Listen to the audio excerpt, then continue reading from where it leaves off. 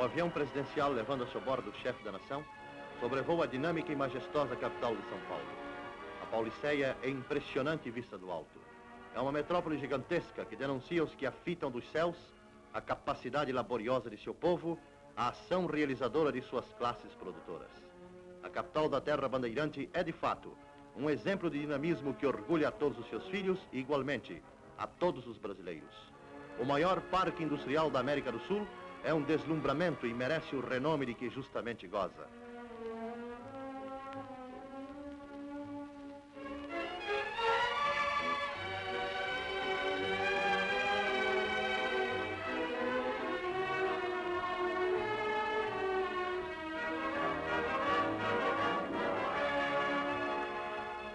Sobre a base aérea de Cumbica, a mais recente base brasileira.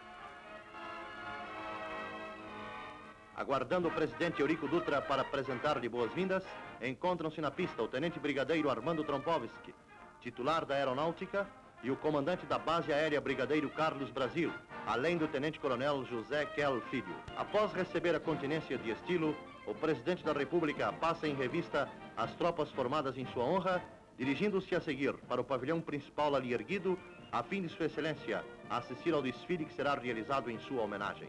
Todas as altas patentes do moderno estabelecimento militar estão presentes à cerimônia.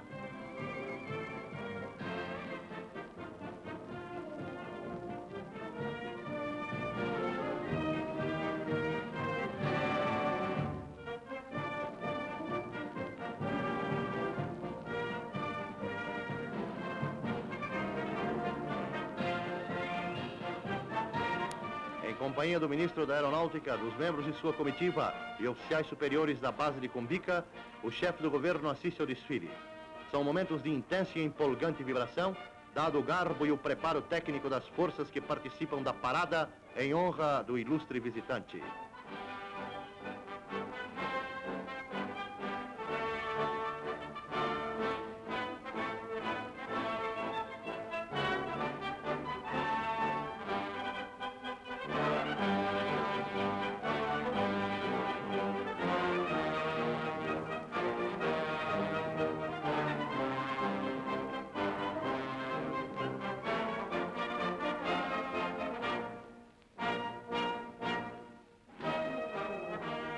Depois do desfile, inicia-se a visita à base aérea de Cumbica, que está instalada de maneira a mais perfeita e completa.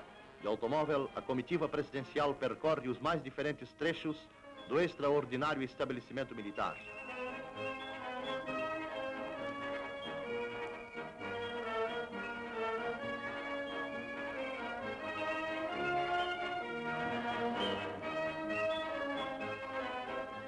Em alguns dos pavilhões, tem ensejos destacados visitantes de surpreender em plena aula os alunos e professores dos diferentes cursos que ali são ministrados.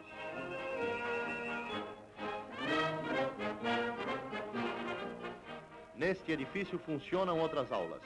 O senhor presidente da República e sua comitiva observam a marcha dos trabalhos, atentando na eficiência com que se cuida do preparo técnico dos nossos pilotos.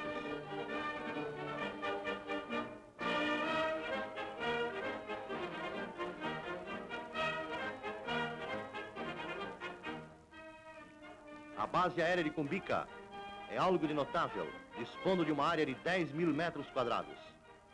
Grande conjunto de edificações, cortado por avenidas e ruas asfaltadas, basta para dizer de sua importância e extraordinário valor. É modelar em qualquer sentido.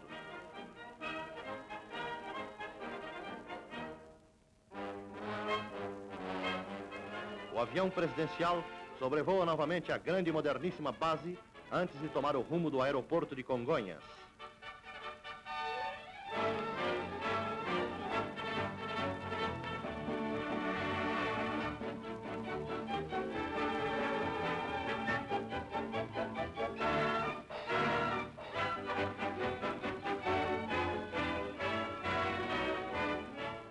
Grande número de altas autoridades civis e militares aguardam Sua Excelência no aeroporto da capital paulista, onde a presença do chefe do governo tem o objetivo de, atendendo a gentilíssimo convite, inaugurar as novas instalações do Museu de Arte de São Paulo.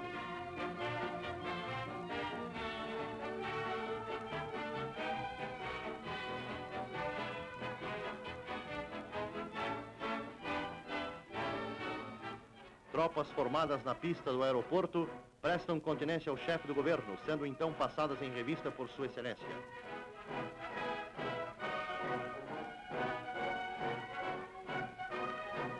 Tem o edifício onde se vai instalar o Museu de Arte o nome de Guilherme Gaine.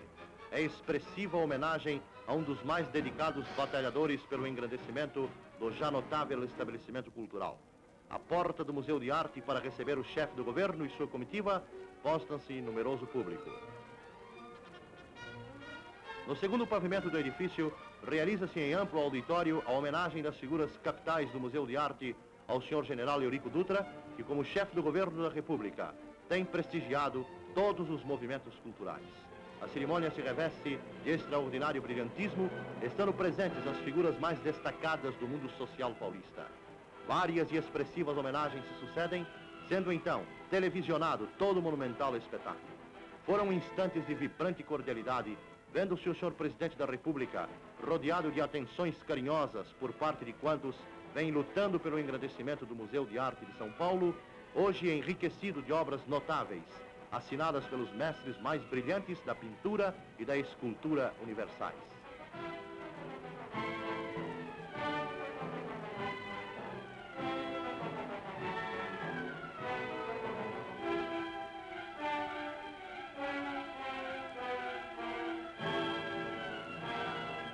O presidente Eurico Gaspar Dutra, acompanhado de sua comitiva e dos responsáveis pela vida do Museu de Arte, percorre as diferentes e artísticas galerias. São esplêndidas as recentes aquisições, como as doações feitas à grande galeria de artes plásticas. E o ilustre visitante tem oportunidade de admirar uma a uma as telas e esculturas que se sucedem muito bem dispostas numa sequência maravilhosa. Os nomes mais credenciados da pintura cintilam nas paredes, provocando a admiração de quantos cruzam os umbrais do Museu de Arte de São Paulo. Cézanne, Corot, Renoir, Matisse estão entre os altos valores expostos. Grande cometimento de espíritos esclarecidos que, visando a grandeza e o avanço da terra paulista, estão criando este portento que ora recebe a visita do chefe do governo.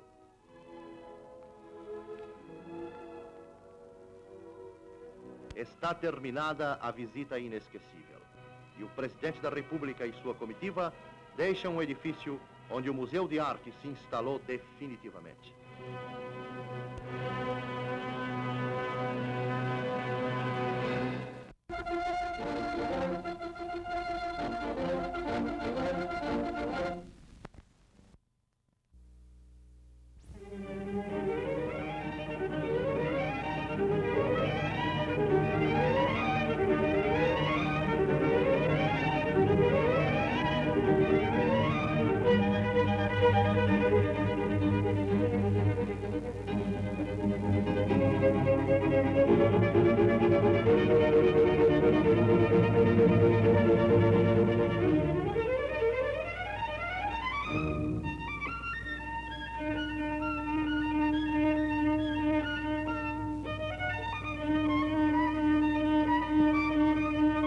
O criador é o jornalista Assis Chateaubriand.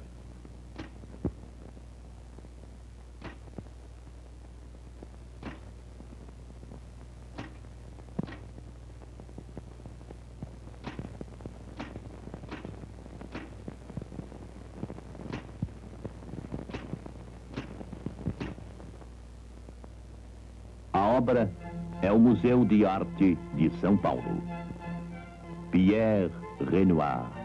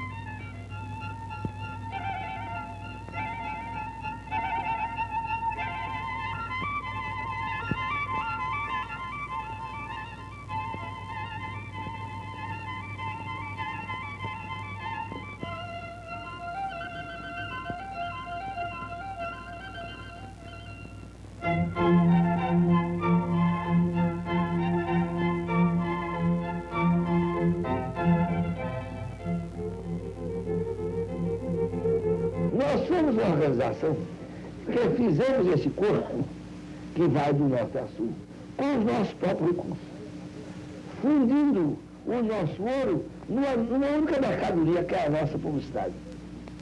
E quando nós pensávamos, depois de tantos anos de luta, em que vim, por exemplo, as nossas faixas de onda curta, de onda média aqui em São Paulo, a de São Paulo, na Tupi-São Paulo, o doutor Marcos do Reis me chamou e me disse: requeira e guarde e faça em nome da do Rio de Janeiro, pois que já se levanta no seio do governo uma tremenda campanha contra o seu expansionismo. O nosso imperialismo, que existe, que é verdadeiro, é um espantalho para tudo quanto é governo no Brasil e, sobretudo, um espantalho para os meus amigos que vão para o governo. E a primeira tese deles é essa: não deixar o Chateaubriand crescer, não deixar o Diário Associado se expandir. De maneira, posso contar um caso muito simples. Nós nunca tivemos essas benesses do governo. Teremos de arranjar a nossa vida conosco e com bancos privados, e que sabe perfeitamente, não é tradição no Brasil os bancos trabalharem com jornais, só excepcionalmente, e nós conseguimos essa exceção. Conseguimos essa exceção. Na manhã seguinte à Revolução de 30, em que nós tínhamos representado uma parte considerável, Getúlio Vargas desencadeava, através de todos os seus tenentes, e pela atitude que nós tomamos, de não permitir que São Paulo fosse espeziado, que ele desse uma Constituição ao Brasil. E o Paulo sabe que foi na rádio dele, na Rádio Record, onde a Sérgio Ataíde, onde o Oswaldo, meu irmão, todos eles falaram, e por isso conquistaram o exílio, em 32. Quer dizer, nós temos tido uma vida atravessada, uma vida atribulada, uma vida dura, em que a primeira coisa é defender o nosso patrimônio e crescer. De 1925 até agora, para defender o direito de viver dos rádios e diários associados. Nada mais. E agora, no começo desse governo, o senhor não pode imaginar o que é o ambiente de intrigas, de misérias, de picuinhas em torno do Dr. Kubitschek, um homem que eu tinha feito. Este mundo e o outro. A mesma coisa com Vargas no governo passado. Eu me lembro quando nós acabamos de ajudar a eleger Vargas, e o Paulo é testemunha de que no dia seguinte à eleição de Vargas, eu vi a ele e disse: é melhor darmos de comer ao leão que está com fome do que deixar o leão com fome sem a nossa carne e dar. Como é que nós restava tempo para a gente se organizar, arranjar dinheiro, comprar máquinas? A nossa vida é essa, era defender o patrimônio que já existia, aos pedaços, mas salvar de qualquer maneira. Só havia tempo, portanto, de dar com a garrucha no bolso, o bacamaca, e um pouco de família para tudo para dar para os inimigos. Mas, nesses 31 anos, a minha vida foi estar de carabina na porta nisso para defender esse Paraná. E se eu não fosse paraibano e no sertão, eu acho que esse gaúcho tinha me comido. Mas os associados são objeto de um ciúme nacional. Nós somos uma mulher bonita, eu acho que. Ou pelo menos um fazendão. Porque a gente tem um ciúme horroroso de nós.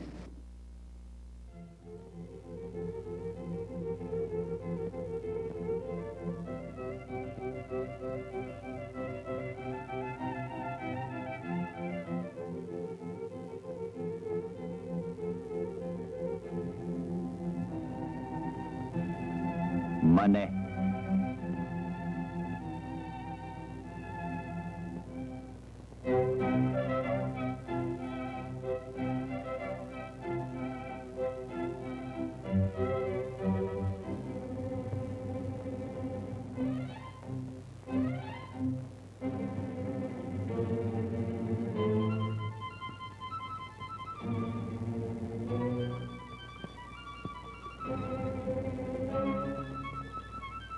Toulouse-Lautrec, seu bom amigo Messier Fourcade.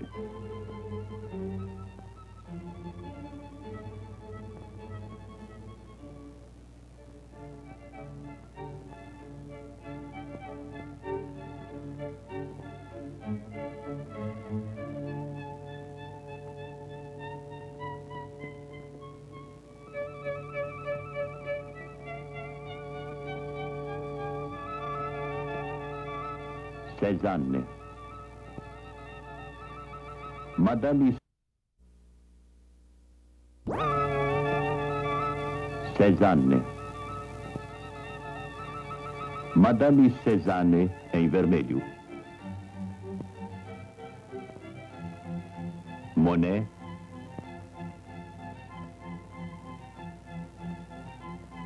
Modigliani. Pintou Diego de Rivera.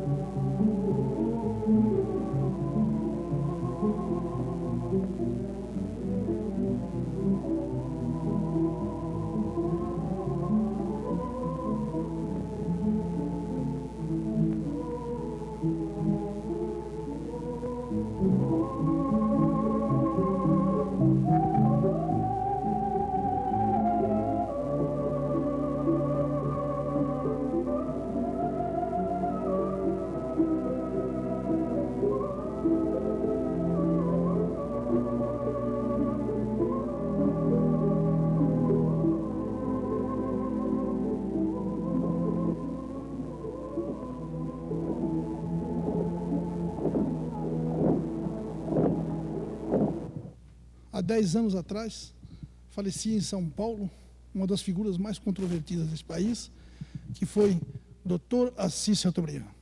É coisa extraordinária. Uma grande parte censurava a Chateaubriand, uma outra grande parte desse país elogiava Chateaubriand. Eu sempre engrossei aquela parte que achava o Chateaubriand uma figura extraordinária. Tanto eu estava certo, como se nós lembrarmos agora, de que as 3 grandes campanhas que caracterizaram quase que a vida do Chateaubriand, que foi aviação civil, a abertura de aeroclubes por esse Brasil afora. Segundo, a campanha do café fino. Olha que falta que está fazendo o café fino hoje. O grande problema do café sempre foi uma grande preocupação do repórter. Aliás, coisa engraçada, Chateaubriand sempre gostou de ser chamado de um repórter. Mais tarde é que passaram a chamar de velho capitão, mas já era um tratamento carinhoso das pessoas da casa. E a terceira grande campanha do Chateaubriand foi essa coisa extraordinária no terreno da cultura, que resultou nesse MASP, que é Museu de Arte de São Paulo. E com toda essa vida tarefada, Chateaubriand nunca se esqueceu do interior do Brasil. Era um apaixonado pelo interior, pela Amazônia, e o índio nunca fugiu das preocupações do velho capitão. E me lembro quantas vezes, uma certa feita no Rio das Mortes, ele chefiando uma grande comitiva, onde participava o embaixador da Espanha e outras grandes figuras aqui de São Paulo, Chateaubriand, e levava também, nessa ocasião, o Dino Grande. Logo após a guerra, Dino Grande resolveu a vir tomar os ares da América do Sul, e Chateaubriand leva ele ao Rio das Mortes. E no Rio das Mortes, um rio muito correntoso, um rio perigoso, cheio de corredeiras, existe uma canoa que o caboclo chama de desinteira a família, porque se a família não estiver muito bem comportada dentro da canoa, ela desinteira mesmo. E Dino Grande, entusiasmado com aquela canoinha, subiu na canoa e começou a sair água abaixo. O caboclo veio correndo, dizendo: doutor Assis, aquele italianão fornido, subiu na canoinha desinteira a família e vai morrer. Doutor Assis: deixa, meu filho, deixa o italiano morrer sob os auspícios do Diários Associados. Então, esse era o doutor Assis. É claro que logo em seguida mandou uma turma grande trazer o italiano de volta, porque senão ele desinteirava mesmo. Mas, outra vez, certa feita, me lembro muito bem, no Xingu. Aí já estava no Xingu. Chateaubriand organizou uma comitiva, dessa comitiva participou Mr. Dollar, Mourão Filho, o general Mourão Filho, o dono dessa Revolução de 64. Naquele tempo, ele era o presidente hoje chama-se Contel, né? É o negócio de radiocomunicação. E a comitiva enorme, aquela coisa toda, e Chateaubriand, entusiasmado com aquilo, ele foi num terno 120, todo engomado, e ele sempre usou suspensório. Todo engomado. Quando chegou na hora de vir embora, que o índio tinha levado embora o paletó do doutor Assis. E o doutor Assis ficou, mas fala para esse moço que me devolva os documentos, pode ficar com o paletó. Nós levamos uns 15 dias, mas encontramos depois o paletó e os documentos todos intactos. Aliás, os documentos, o paletó está todo manchado de urucum. Mas um belo dia, uma tarde, o doutor Assis resolveu aí tomar banho no rio Totuari. Totuari é um rio excepcional, águas muito claras, uma verdadeira piscina. E o doutor Assis entrou no meio da meninada toda, dos índios todos, e lá estava tomando banho, e como todos, claro, como se toma banho, e como os índios estavam tomando banho, todos nus. Nessa altura, um jornal que fazia campanha sistemática na ocasião contra o doutor Assis, estava lá o fotógrafo fotografando o doutor Assis nu tomando banho. Um outro associado saiu correndo, doutor Assis, olha lá, estão fotografando o senhor tomando banho nu. Ele disse, o que você quer que eu faça, meu filho? Que eu tome banho de casaca. Essa é a figura extraordinária desse homem que agora transcorre o seu 10º aniversário de falecimento. Sem dúvida alguma, a imprensa brasileira perdeu uma figura formidável, uma figura do seu maior repórter. Ele não gostava, repito, que eu chamasse de jornalista. Sim, o repórter, o grande repórter Assis Chateaubriand, saudoso Assis Chateaubriand. Nós nos apresentamos com humildade neste trabalho sobre o Dr. Assis, porque a grandeza de sua vida exigiria um documentário que, temos certeza, breve a TV e o cinema o farão. É por isso que aqui nos apresentamos. E nos apresentamos com passagens que mais de perto marcaram sua vida trepidante. Inteligência ágil, buliçosa, postura irreverente, são estas as imagens históricas que falam de Chateau melhor que ninguém. Eu não sou um diplomata, sou um repórter credenciado na corte de St. James, disse ele à Rainha Elizabeth II, quando se apresentava em Londres como embaixador brasileiro. Na próxima parte, teremos o pronunciamento do professor Pietro Bardi, diretor do Museu de Arte de São Paulo.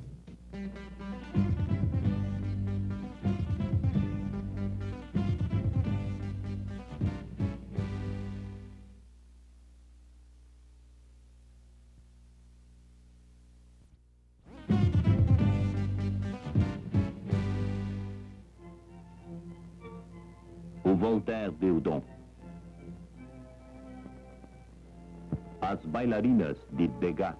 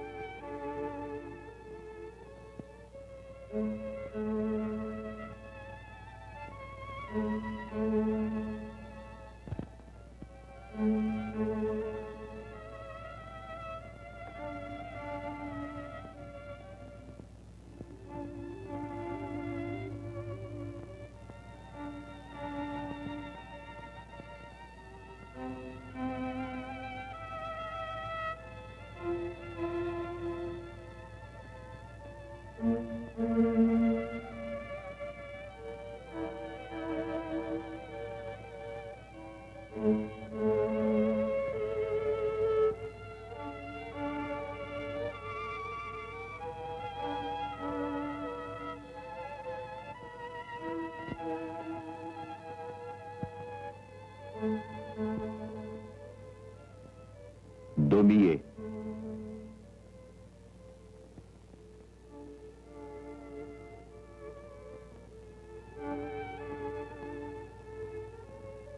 Gauguin.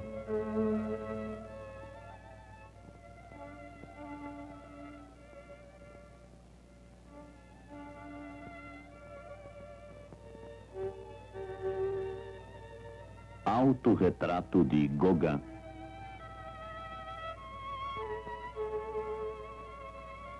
Passeio ao crepúsculo. Todo toda a dramaticidade de Van Gogh.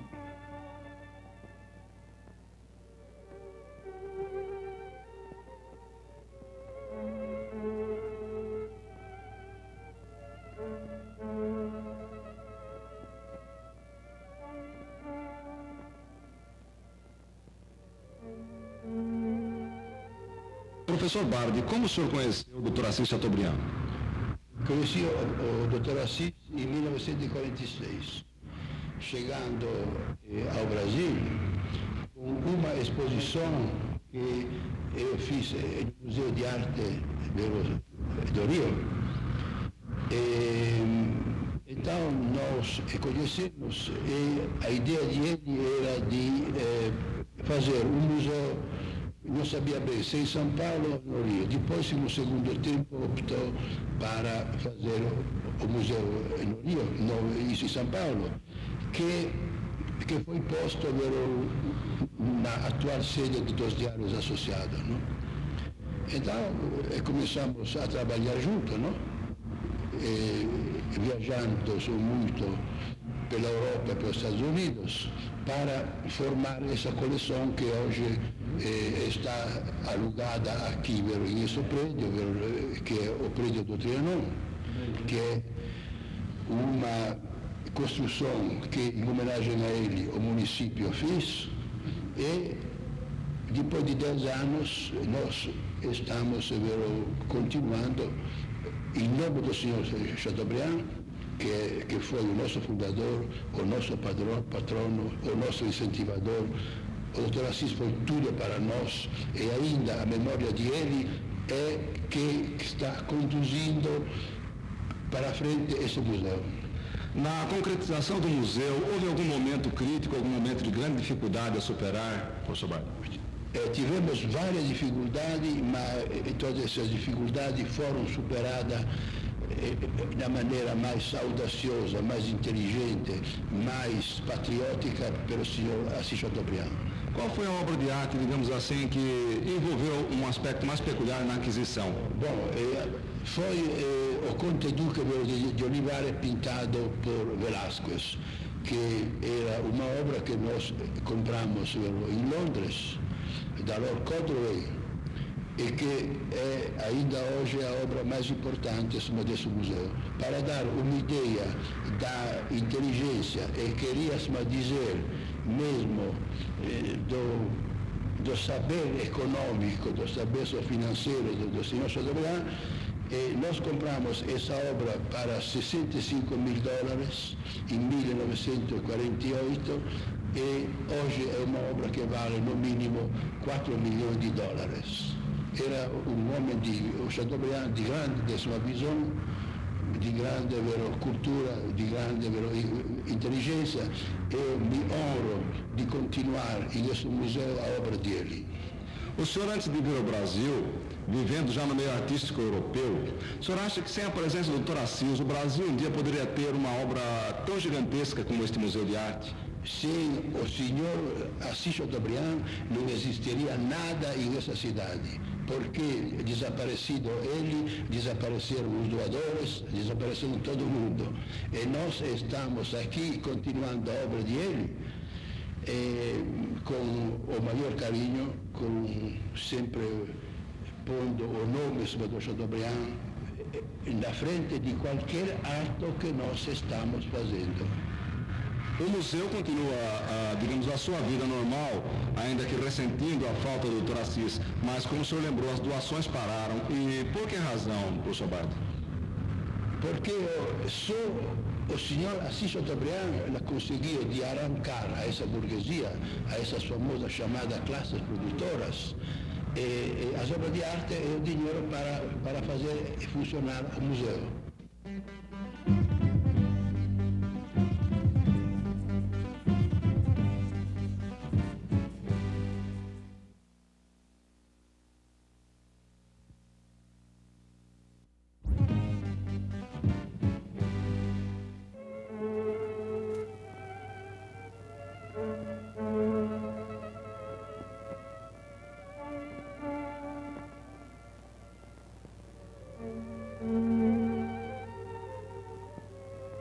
Pablo Picasso.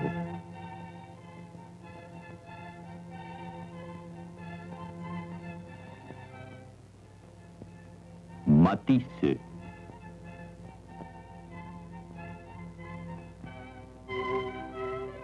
Édouard Vuillard pintou Yvonne Printemps.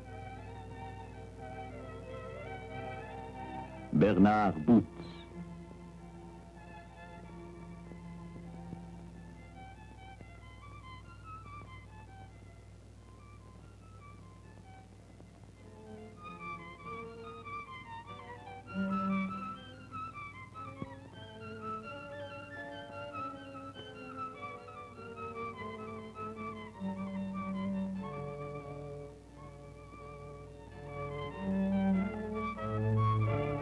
Os Retirantes, de Portinari.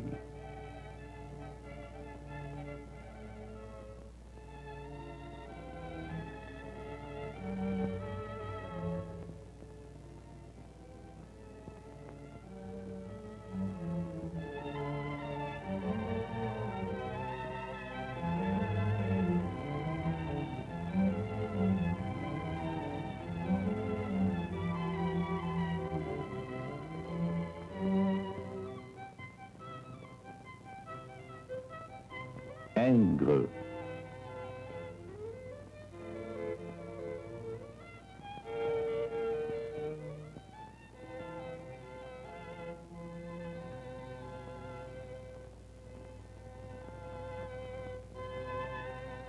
François Drouet.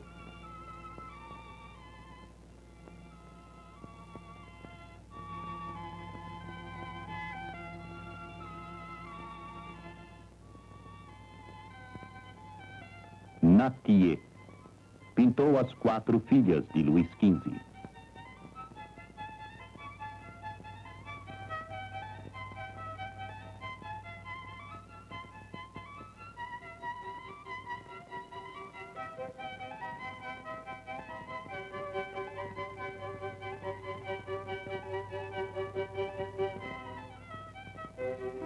Corot.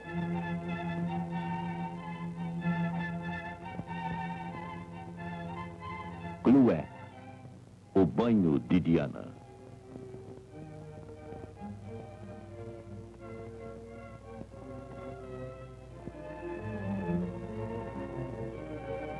Velázquez, o conde duque de Olivares.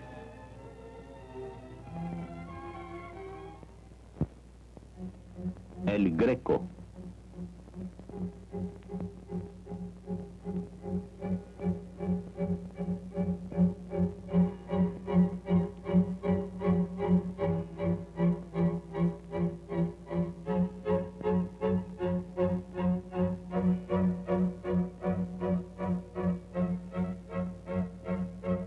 Zurbarán, Santo Antônio de Pádua.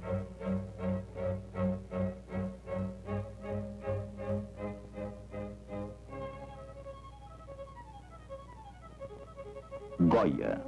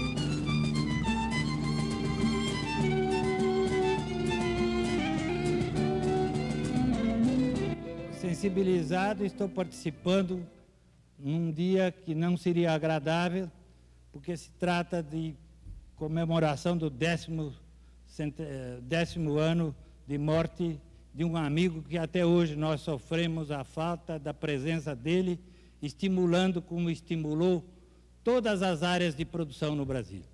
Eu, naturalmente, fui requisitado pelos amigos da TV Tupi para fazer um depoimento relativo à minha área de trabalho, que é a agricultura, pecuária. Nesse setor, Chateaubriand foi um exemplo. Ele, para que fosse tido como um homem que acreditava na agricultura, fazia esforços extraordinários. Instalou em São Paulo fazendas produzindo café, cana-de-açúcar, como demonstração, como se fossem campos experimentais, cultivando café em terras velhas, condenadas pelos nossos agricultores, porque até o momento o Brasil vem praticando uma agricultura que não se pode chamar de uma agricultura tecnicamente, cientificamente baseada naquilo que deve ser feito, porque continuamos a busca da terra virgem.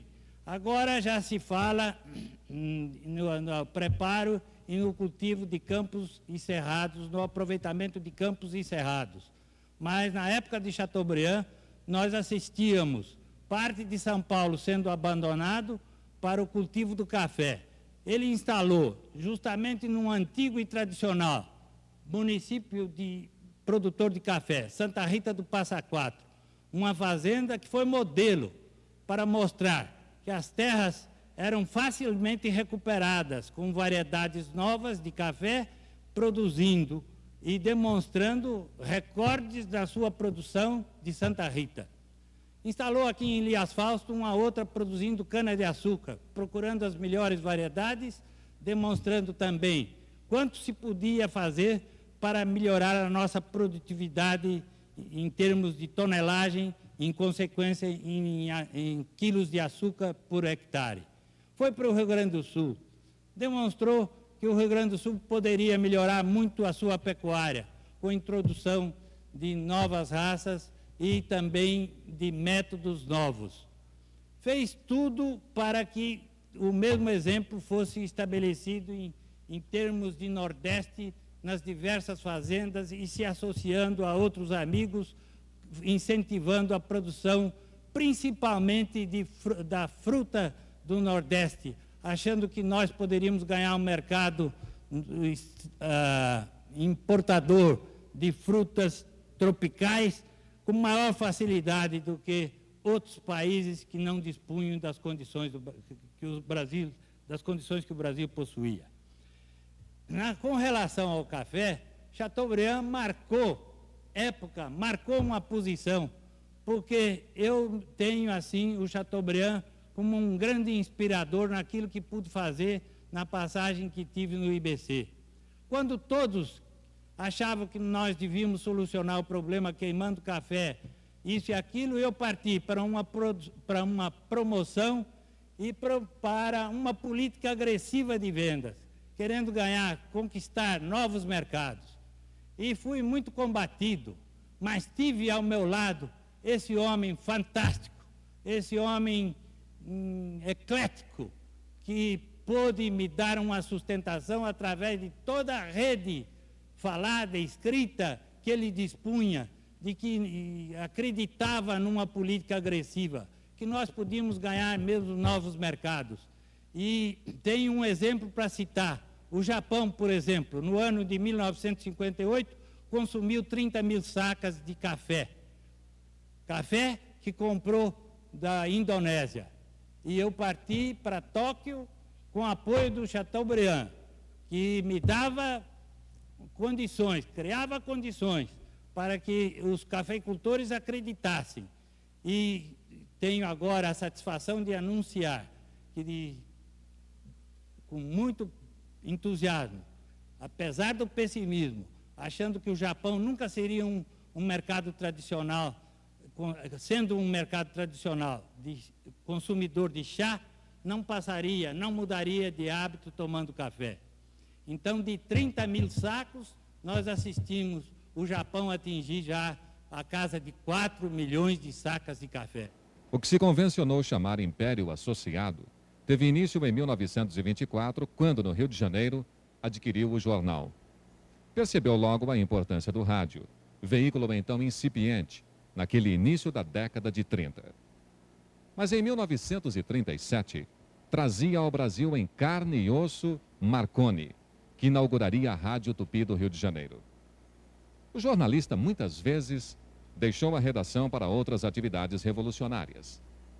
Em 1930, por exemplo, Chateau estava na crista dos acontecimentos, avançando com os revolucionários para inaugurar uma nova ordem no país. Já doente, em 1964, repetiria esse acontecimento. Ainda lhe restava muita energia para interpretar a realidade que nosso país vivia e nela intervir com decisão na hora certa. Na próxima parte, teremos a presença do mais antigo aviador civil vivo, que tem o brevet número 2 e foi piloto do Dr. Assis Chateaubriand nas suas viagens pioneiras.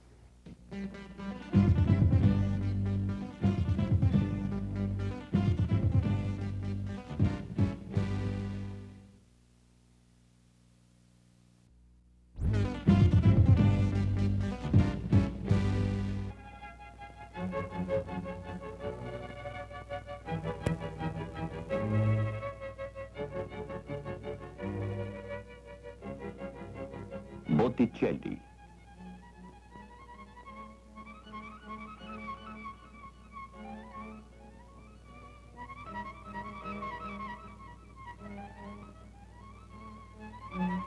Tiziano.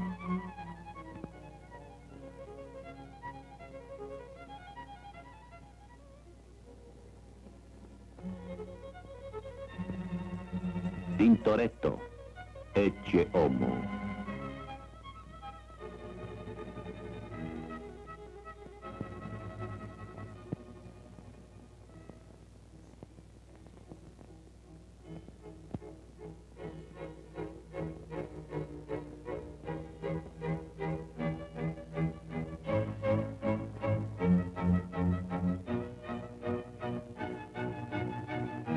Giovanni Bellini.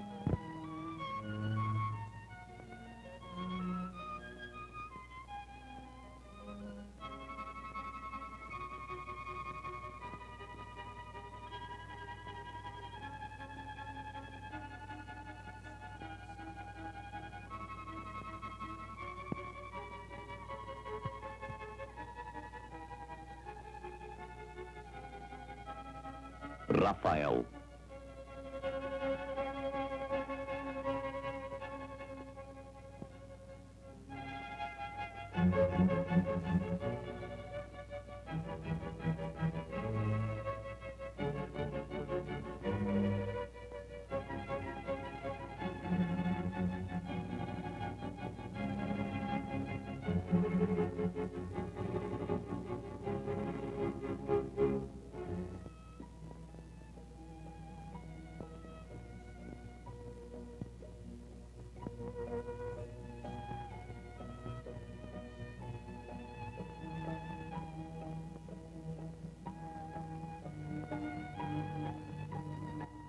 Eu acho que o Dr. Assis Chateaubriand foi um dos homens que mais trabalhou para a aviação civil. E acredito mesmo que até para militar também. Dois que estavam no nosso hangar, um era o Tupi, um Heronca, 2 lugares lado a lado, e o avião principal dele, que era o Beechcraft Raposo Tavares, com o qual ele fez viagens internacionais e pelo Brasil afora. Como eram traçadas as suas viagens? As viagens, ele de noite telefonava e dizia: amanhã nós vamos comer pão em Buenos Aires, que eu estou com muita vontade de comer pão com farinha de trigo. Bom, o Dr. Assis Chateaubriand doou para a campanha da aviação civil 100 de aviões, pelo menos. Bom, eu acho que ele deu 100 de aviões para os aeroclubes. Isto é positivo e pode ser verificado, né? Ele conseguia com os amigos conhecidos e com as pessoas ricas do Brasil. Agora, as revoadas, como é? As revoadas, sim. As revoadas, eu acho que na época era uma coisa de muito valor para a aviação, porque inclusive eram revoadas internacionais. Ele foi a Assunção, Buenos Aires, Montevidéu, levando...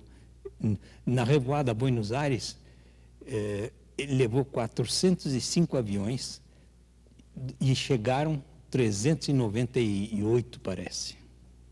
Foi uma coisa espetacular. Ele foi durante 4 anos piloto particular de Assis Chateaubriand, sendo o brevet número 2 da aviação civil.